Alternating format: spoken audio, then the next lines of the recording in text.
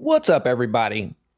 We're going to read from this book from 1671 about the early days of the Aztecs in Mexico, and all I'm going to say for now is truth is stranger than fiction, and definitely more twisted, at least when the gods get involved. Like I was saying in the last video, there appears to have been a mass exodus from this area, and the term exodus is more appropriate than ever because, well, I guess I don't need a spoiler alert. I'll probably put this in the title, but the Aztecs wandered the desert for 40 years and they carried their god in an ark, and he instructed them on what to do.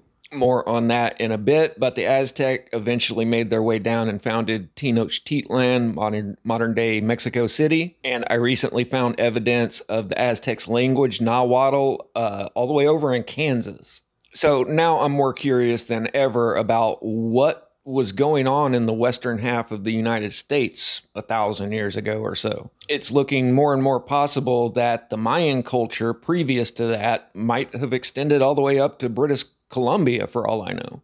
But let's get into it, and I'll try to trudge my way through this old English and do the best I can with pronunciations. They're not all going to be perfect. The most ancient possessors of that part of Northern America called New Spain, Mexico, were for their fierce and savage nature called Chichimeca, who, dwelling in caves, fed on moles, rabbits, hedgehogs, serpents, roots, and herbs.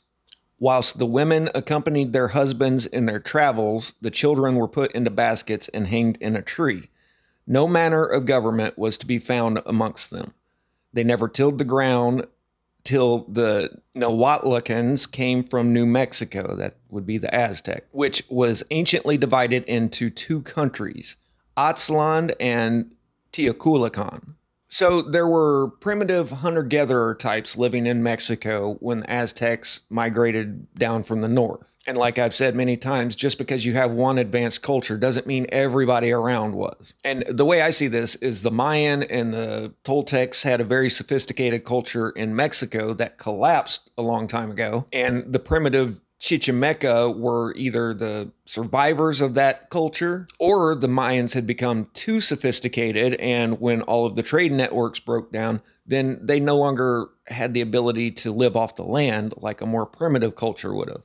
So the Nahuatlacans, and they're going to use several different names for the Aztec because there's different tribes and everything. But Nahuatl is their language. So the Nahuatlacans, who used to dwell in houses, worship images, plow their lands, and obey their governors, were divided into 6 tribes. And there goes a tradition that out of the 6 pits that are to be seen in New Mexico, the Nahuatlacans had their original. So they had survived the last catastrophe cycle in caves. The time when they deserted New Mexico, as their most authentic histories or records declare, was, according to our computation, Anno 940. And they further affirm that they spent 40 years in a journey which might have been traveled in a month, which sounds exactly like the ancient Hebrews, right? Keeping in mind that the timeline has been screwed with, and that probably happened much more recent in time than they tell us. Now, I've heard the arguments that the promised land was America, and, you know, I could see the California rich soil, fertile valley as the promised land, and then the redwoods up north, the cedars of Lebanon. And I'm not going to get into all that right now because there's a lot of problems with that. One being, this is Aztec writing that can be found carved into the ancient stone structures all over Mexico, and this is Hebrew, found all over the Middle East. But what I am thinking is this may have been the same God that led both people, where the OT tries to justify the acts of a vengeful, wrathful God, psychopath. The Aztecs are completely unapologetic about it. But it appears that there is a god or some gods out there that require you to prove your devotion and wander around for 40 years on a journey that should have taken a month. Same thing, same exact thing as the Exodus. The reason of which tediousness was because they rested in all places where they found a fruitful country, but as they had advice from their diabolical spirits, which, as they say, appeared visibly to them. Interesting to note that this God would appear to them. They still went on further and further. yet left behind those that were aged, sick, and decrepit, building convenient houses for them and appointing overseers to look after them. The ruins of these houses are yet to be seen on the way along which they passed. So these 6 tribes went down and started settling all over Mexico. I'm not going to list each one here. When these 6 tribes came first from Mexico thither, the Chichimecans made little or no resistance against them, but hid themselves amongst the rocks. Yet some of them, not long after taking courage, flew to arms and had without doubt destroyed the Tlaxcalans, had not a subtle plot saved them, for under a show of friendship they falling on the unarmed Chichimecans, oft every man of them. Again, much like the OT.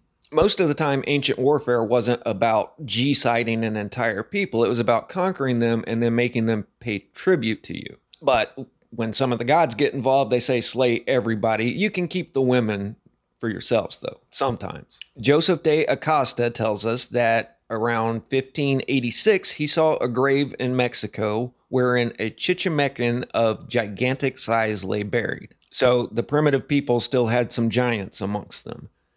After this conquest, the aforementioned 6 tribes lived in peace and quiet and strengthened themselves the more by marrying into one another's families. The Chichimeca, keeping on the mountains, left the new people in quiet possession of their land, nay, learnt some of their customs, insomuch that they began to build huts, choose governors, and live according to their laws.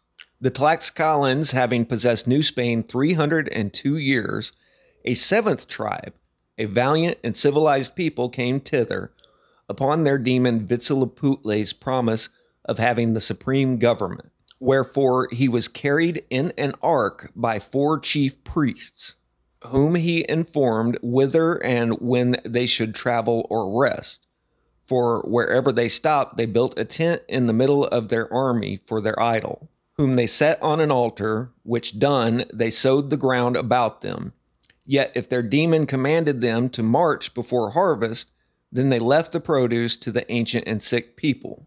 So again, just like the Ark of the Covenant, where it says that Yahweh would meet with them between the wings of the cherubim on top, everybody got their marching orders from this God through an ark. And being thorough, you have to ask, were the priests really getting a message from a God, or was this an old school ploy? Like the cargo cults, where all of a sudden one person understands the will of John Fromm. But I'll say this, if this wasn't a God communicating to the priests, then these priests were sick, you'll see. But at last, Meshi, from which the name Mexico is derived, led them to a place of pleasant soil among the lakes, enticed many to take up their habitation. But Meshi proceeded on his journey, yet not without great crosses in regard to Vitziputli's sister. Some enchantress, probably so called, did much hurt to the whole army by her sorceries, because they would not honor her as a goddess, till Vitziliputli informed one of them that carried the ark that the army should march on, and banish the witch from them. Whereupon she, accordingly being driven away, built the village Malinaco as a habitation for conjurers. So that part I don't quite have figured out, how Vitziliputli has a sister that interacted with the tribe. It sounds like she was a person, not sure. But Malinalco is very much a real place. And since prehistoric times, its name has been associated with magic and sorcery, where they have a temple worshiping the goddess of snakes. So I guess she finally got what she wanted and got worshipped as a goddess. And this place is a fortress built into the living rock on the side of a mountain overlooking the town below. So that's how they used to rule over the peasants. The army grew weaker and weaker by their leaving so many people behind them in most places.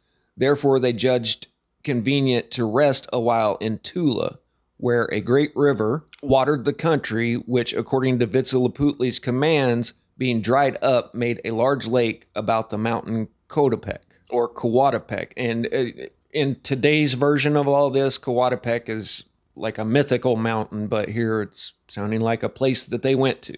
So it had a bunch of trees, was exceedingly pleasant, a lot of different types of birds, which so delighted many of the people that being tired with traveling, they resolved to settle there, which resolution was so ill resented by Vitziliputli that he commanded the bank to be broken, that the water might have liberty to flow its former course. These war gods don't like people getting comfortable and complacent, apparently. So they broke down the dam, and the god Vitziliputli apparently threatened them with heavy punishments, after which in the night a terrible cry of red rum was heard in one part of the army, which being inquired after the next morning, they found diverse peoples lying on the ground with their breasts ripped open and their hearts pulled out. So this is apparently the origins of sacrifice with them. I guess they figure if the god did it, then they would do it themselves to please the god. Those that remained went on to Chapultepec, where they fortified themselves in the mountains against the adjacent people, which Copil, son to the Malinalcan witch, had raised up against them. And soon after, those guys went against their new neighbors, with whom they began a bloody fight when Vitziliputli, not Putli, Vitziliputli, at that time general of the Mexican army, pressing in amongst them, broke their ranks and made way for all his army, though with his own death, to march conquerors to Culiacan. So I'm assuming the Malinalcan witch was a mortal, a person that wanted to be worshipped as a goddess. And Vitziliputli wasn't down with that and said, nope, get rid of her.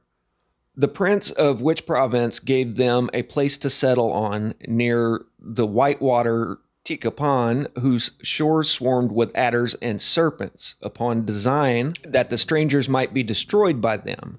But it proved quite otherwise, for they, without regret, eat the poisonous animals, and dunging the unfruitful soil, received a plentiful harvest. They would willingly have settled here after their so long ranging up and down, if Vitziliputli would have approved thereof.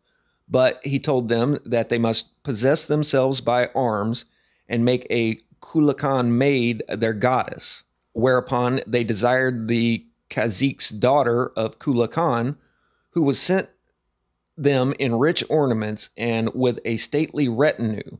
But she was no sooner entered on the shore, but they slayed her alive, and her skin being stuffed and named Toki, was religiously worshipped. Why didn't they just do that with the Malinalcan witch? But not satisfied with this cruelty, they sent for her father to visit his daughter in her dignity, who, accordingly coming with great attendance, was led into a dark chapel, where by the burning tapers he knew the goddess to be no other than his daughter's skin stuffed full of cotton. Whereat, burning with rage, he afterwards fell upon these red rummers with all his force, and drove them to the place where they afterwards built Mexico. So, like I said, it's either a god that plays by a completely different set of rules, or the priests themselves were just sick bastards. They don't go into it in this book, but that is when the Aztecs founded Tenochtitlan. We have often made mention heretofore of the governor of this journey, Vitziliputli. It will therefore be necessary to give an exact description of him as followeth. He was a wooden image like a man, sitting on a blue seat in a triumphant chair, at each end of which was placed a staff with a serpent's head upon it, from whose forehead, which was painted blue, ran a streak of the same color, across his nose to both his ears. Upon his head stood a plume of feathers, the ends whereof were tipped with a golden varnish. His left hand held a white shield, on which stuck 5 feathers, and on the top a laurel bough. Next to the shield lay 4 arrows, pretended to be sent from heaven. In his right hand a truncheon of blue crooked streaks like serpents. Behind, on his shoulders, appeared wings, not unlike those of a bat. His eyes were large and round, and his mouth, reaching from ear to ear, made him terrible to behold, also gaping, and full of teeth, which stuck out of his belly. In his breast also were 2 fiery eyes, and under them a shriveled nose. His feet ended in claws, hung round about with precious gems, golden boxes, and shields set out with diverse colored feathers. The curtain behind which this idol sat was not drawn open except on a feast day. So it's kind of crazy that European demons are portrayed in the same way, with a face in their belly. And how does that happen with an ocean separating the two if it wasn't some type of supernatural thing? Then, in more strangeness, next to Huitzilopochtli stood generally a lesser image called Tlaloc, and also the goddess Toki, daughter of the prince of Kulakan, who, as before mentioned, was slayed by their demon's command. Since which time they supposed that they were never more acceptable to their gods than when they appeared clothed in another man's skin, and accounted no offering better than a heart taken out of their enemy's breast, since their spirit destroyed so many after that manner in the army at Tula.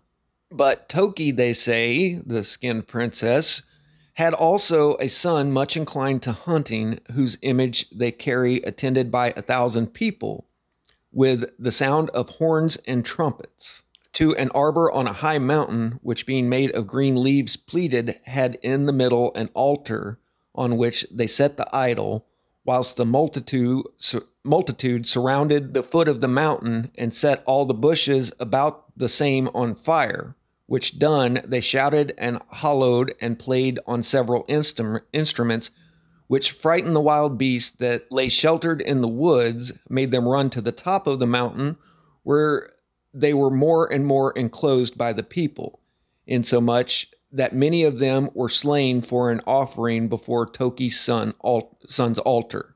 Which done, they carried the idol back to his temple, and the people made merry with the slain venison. They had another god that they showed great reverence to because, as they say, he pardoned their sins.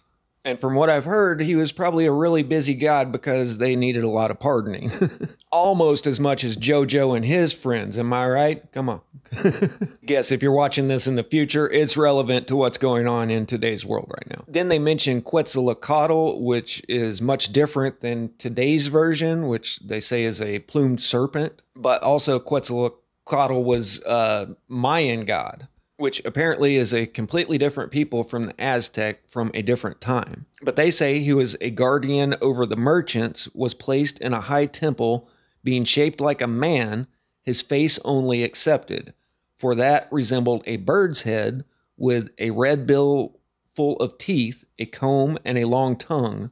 On the hind part of his head stood a mitre, and about his legs silk garters beset with pearls. So the mitre is another strange thing that shows up on opposite sides of the world, just like pyramids and all of this other strange stuff. And how did all of these people get the same ideas? Well, the pyramids, it would seem that they all came from the same root culture. But as to these gods themselves, I'm still trying to figure out, did a god literally come and talk to them and appear to them? Or did he just appear to the priests and they said that the god appeared to him? And, God may not be the proper term here. Maybe demon is a little more appropriate. But I think no matter what you're calling it, we're talking about a being that can appear in the spirit or that can even possess people. Or it's a priestly class that's been playing the same tricks on cultures around the world for thousands of years. I'll let you guys decide whatever you want. This is an ongoing investigation for me, and I haven't come to any conclusions on it just yet. But that's a pretty interesting origin story of the Aztecs that you're not going to find in any textbooks today. And the structure that you're looking at right now is the temple to the Malacanalcan witch. And that they do still say is associated with magic and sorcery. So pretty crazy stuff. Hope you guys enjoyed it. I'll catch you on the next one. Static out.